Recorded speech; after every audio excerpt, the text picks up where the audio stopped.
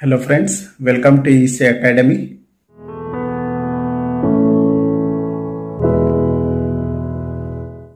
In this lecture, let us understand Nyquist plot analysis. The concept of Nyquist plot is based on polar plot, which means we can use Nyquist plot to analyze the stability of the system. To understand Nyquist plot, we have divided the concept of Nyquist plot in 5 different steps. We'll understand this one by one. The first section is pole 0 configuration. Second is encirclement and counting the number of encirclement. Third one is analytical function and its singularities. Fourth one is mapping theorem or principle of argument. Fifth one is Nyquist stability criteria. Now first let us understand pole 0 configuration. If we consider the transfer function g of s into h of s, this transfer function is known as open loop transfer function. Here, poles of this transfer function will be open loop poles and zeros of this transfer function are open loop zeros. Now let us consider c of s divided by r of s, which is written as g of s divided by 1 plus g of s into h of s. Here, we can find the poles of this transfer function by taking the roots of the characteristics equation. So characteristics equation from this transfer function, we can write it as 1 plus g of s into h of s is equal to 0. So this is known as closed loop poles of the system. So whatever poles we obtain from this characteristics equation, we call that as closed loop poles of the system. To understand this concept, let us consider an example. So let us consider g of s into h of s is equal to 10 divided by s into s plus 2. So we know g of s into h of s is open loop transfer function. Then open loop poles of this transfer function will be s is equal to 0 and s is equal to minus 2. And open loop zeros, here in the numerator we don't have any s term, so the zeros are absent. Now if we take 1 plus g of s into h of s is equal to 0, so we can write this transfer function as 1 plus 10 divided by s into s plus 2 is equal to 0. So in the denominator, if we multiply s term, we will get 1 plus 10 divided by s square plus 2s is equal to 0. If we take LCM for this, we will get s square plus 2s plus 10 divided by s square plus 2s is equal to 0. So from this, if we take this numerator part and if we equate it to 0, right? So we will get the characteristics equation. So from this characteristics equation, we know how to find the roots. For this example, we got s is equal to minus 1 and s is equal to again minus 1. So these roots of the characteristics equation, we call that as closed loop poles of the system. We call this as closed loop poles of the system. Now let us consider f of s, which is given as 1 plus g of s into h of s, right? So we are taking a function which is represented as 1 plus g of s into h of s. So here numerator part we call that as p of s and the denominator we call that as q of s. Okay. So if the numerator part is equated to 0, we will get the roots of the numerator. We call that as zeros of 1 plus g of s into h of s.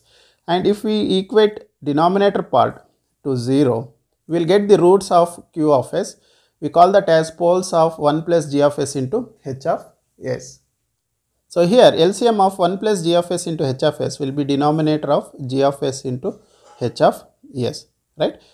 We know this is the LCM of 1 plus g of s into h of s, which is same as the LCM of g of s into h of s. So that is what we have written here. So denominator part, if we equate it to 0, it will give the roots. That root are same as open loop poles. So we can conclude that poles of 1 plus g of s into h of s is equal to open loop poles.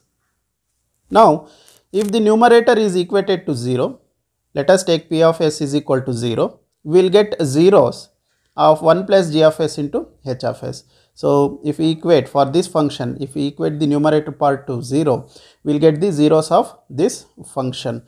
Also p of s is equal to 0 gives the equation, we call that equation as characteristics equation of the system. You can see in this example, the numerator part, if we equate it to 0, we got the characteristics equation. From this we found the closed loop poles. Hence we can say zeros of 1 plus g of s into h of s are closed loop poles of the system, right?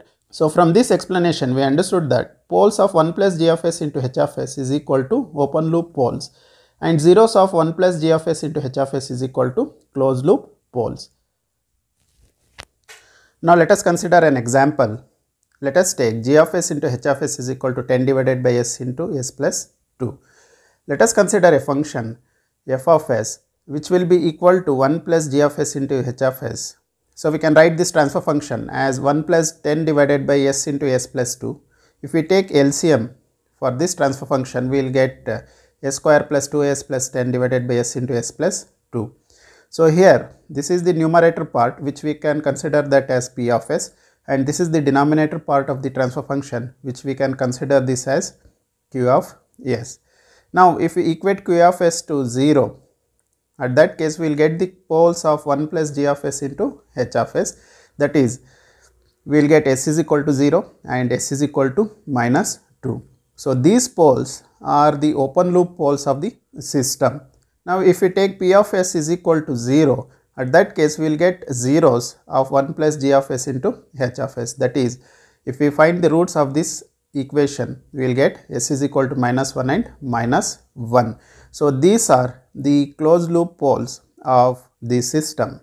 So finally we can say the system is absolutely stable if all zeros of 1 plus g of s into h of s, that is closed loop poles of the system, are located in left half of S plane. So the system is said to be stable if all zeros of 1 plus g of s into h of s are located in the left hand side of the S plane. So this is about the concept of poles and zeros. Now let us understand encirclement and counting number of encirclement. A point is said to be encircled by a closed path if it is found to lie inside the closed path. So a point is said to be encircled by a closed path if it is found inside that closed path. So this is nothing but encirclement. Here in this example, the point 0 and point A are encircled by closed path. In this example, we can easily conclude that the number of encirclement of the point A and 0 is 1, which is in anti-clockwise direction. So you can see this path is moving in anti-clockwise direction and number of encirclement of A and 0 are 1, and this encirclement is in anti-clockwise direction. But when we are having a complicated cases, it is not possible to judge number of encirclement by only observation of the closed path which is under consideration. So for this complex path, it is very difficult for us to find the number of encirclement for point A in this case and point 0 for the second case. So for that, for the complicated cases, we have to follow the procedure to find the number of encirclements. Now let us consider this example to find the number of encirclement for this point A. First step, we need to draw a vector or a tangent in any direction. So let us draw a vector in any direction from this point. Next we need to identify the number of intersection of this tangent line or this vector with the closed path. So we are having two intersections here, and first intersection is in clockwise direction, we will write that one, and second intersection, it is also in clockwise direction, we will write that one. So we can say the number of encirclement are 2 because both the encirclements are in the same direction. So both the encirclements are in the same direction, that is why we can take n is equal to 2 since it is in clockwise direction. So we can write number of encirclement as minus 2. For anti-clockwise direction we will write it as plus 2. Let us take this case where let us draw a tangent in any direction. So this tangent line or a vector will intersect the encirclement at 2 points. The first encirclement is in anti-clockwise direction and second encirclement is in clockwise direction. So here we need to cancel out the opposite direction encirclements. That's why here n will be equal to 0 because these two encirclements will be cancelled out since they are in opposite direction. So this is the concept of encirclement and counting the number of encirclements. Now let us understand analytic function and its singularities. Generally, analytic is nothing but which can be analyzed, singularities which is nothing but single. So here we are considering a function which we can analyze and which is singular, which means which will be having only one value. So to analyze the Nyquist plot, we will consider the function which we can analyze easily and which will be having only single value. A mathematical function is said to be analytic at a point in a plane if its value and its derivative has finite existence at any point. So this is pretty much clear. So mathematical function is said to be analytic at any point on a plane if its value is having the finite existence at any point. For example, if we take f of s is equal to 25 divided by s into s plus 1, here f of s is analytic at all points in plane except for s is equal to 0 and s is equal to minus 1, because at these 2 points the function f of s will be equal to infinity. So the function f of s will be analytic in all points in s plane except for s is equal to 0 and s is equal to minus 1.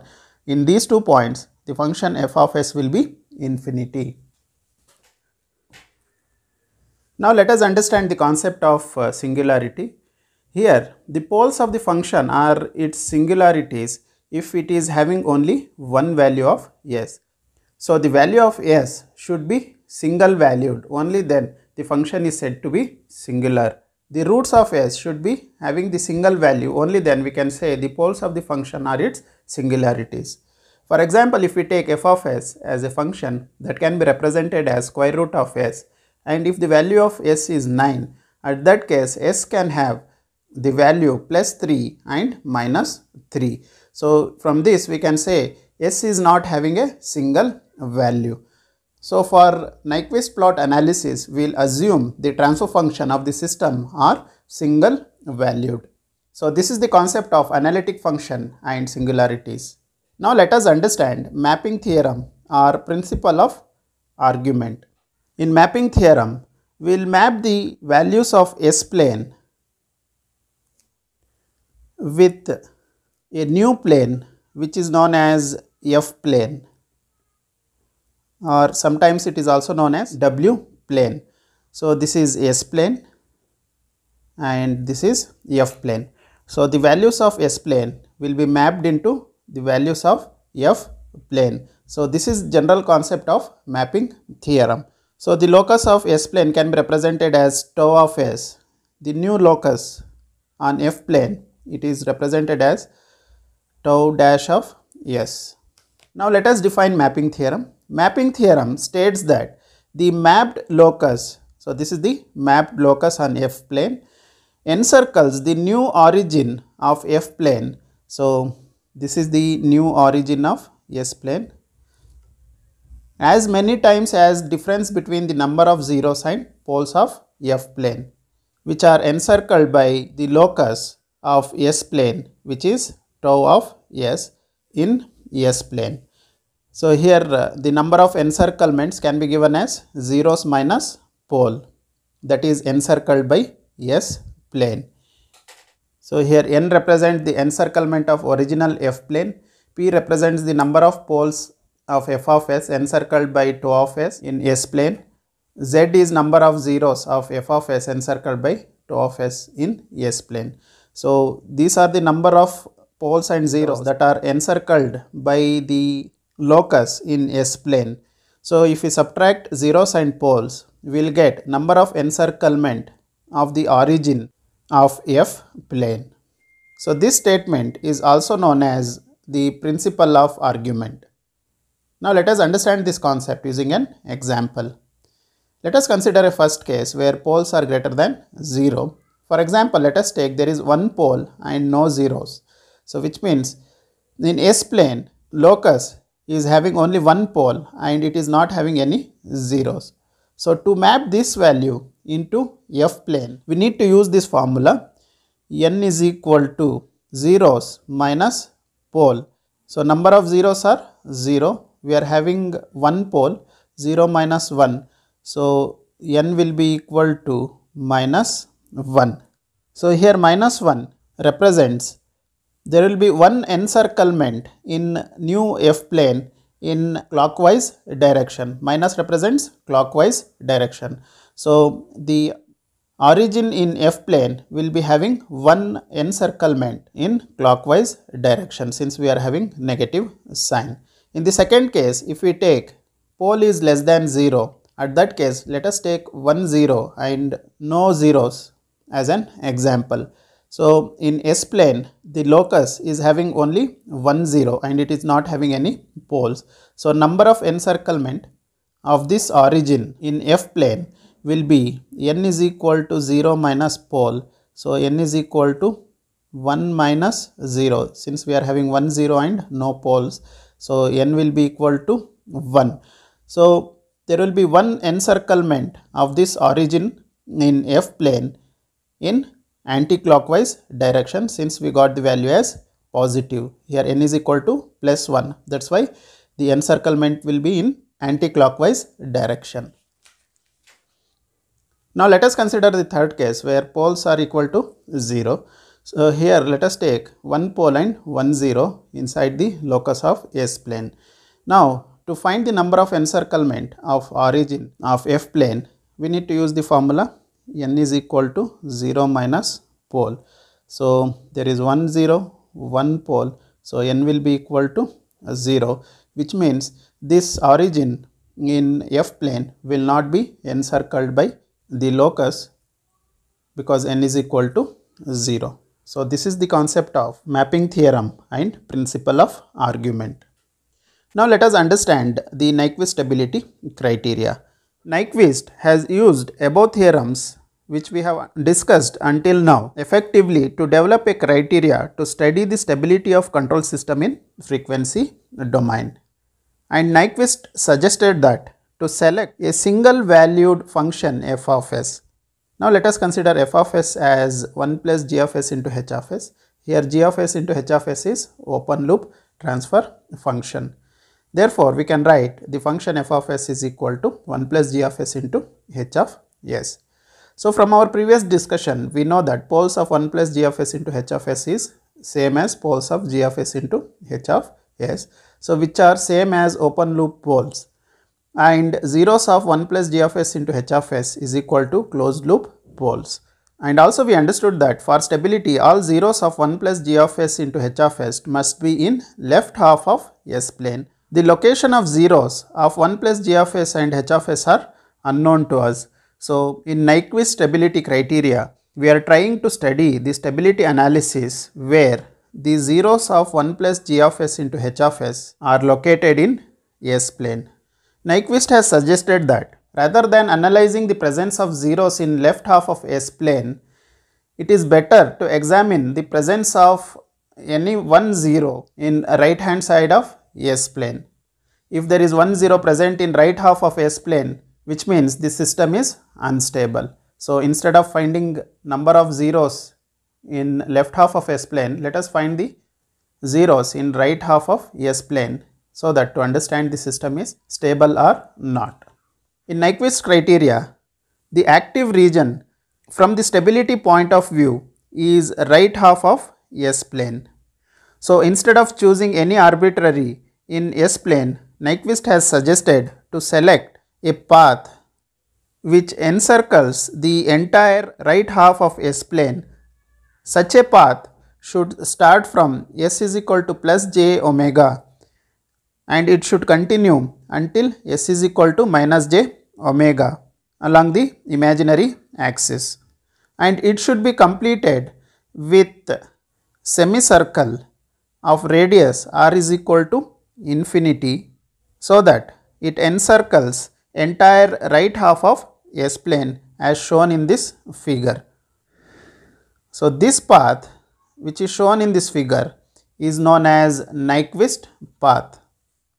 So while doing the problem, this path should not be changed. You can make small modifications in this path.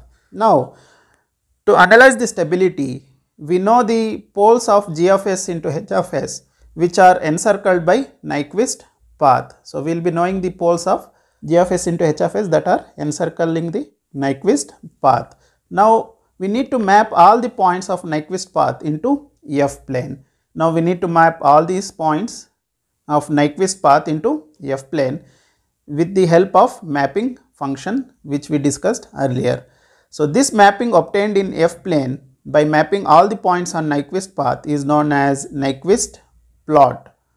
So once we map this Nyquist path into F plane, the plot is known as Nyquist plot. We can determine the number of encirclement of the origin by Nyquist plot in F plane.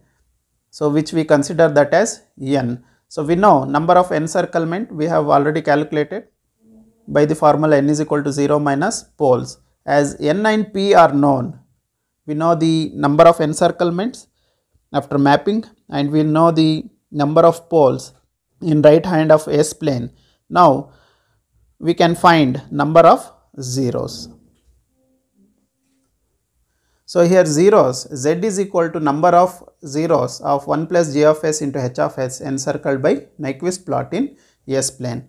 But Nyquist path encircles only right half of S plane. Therefore, zeros will be number of zeros of 1 plus g of s into h of s which are located in right half of S plane. So whatever zero we find, that zeros are number of zeros that are located in right half of S plane.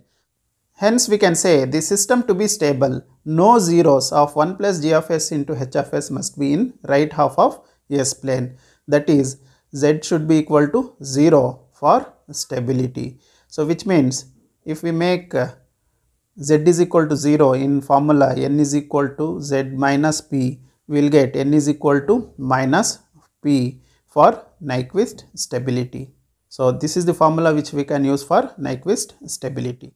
So we can define Nyquist stability criteria as for absolute stability of the system, the number of encirclement of new origin of F plane by Nyquist plot must be equal to number of poles of 1 plus g of s into h of s, that is poles of g of s into h of s which are in the right half of S plane in clockwise direction. Since we are having n is equal to minus p here, the number of encirclement in F plane should be equal to the number of poles in clockwise direction since we are having minus p.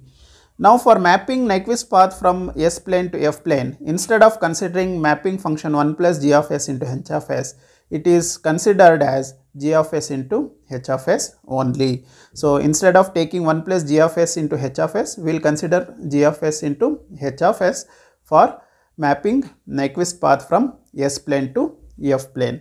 But stability criteria remains the same. So this stability criteria will remain the same, but n changes as n will be equal to number of encirclement of a critical point minus 1 plus j0 of F plane by Nyquist plot. Which means since we are considering g of s into h of s instead of 1 plus g of s into h of s, the stability criteria will remain same, but the number of encirclement, instead of considering the origin in F plane, will consider a new point which is minus 1 plus j0. So we know this point is critical point and we will analyze the number of encirclement of this critical point in F plane by Nyquist plot to analyze the stability of the system. So this is about the Nyquist plot analysis. Hope you have understood the topic. Thank you.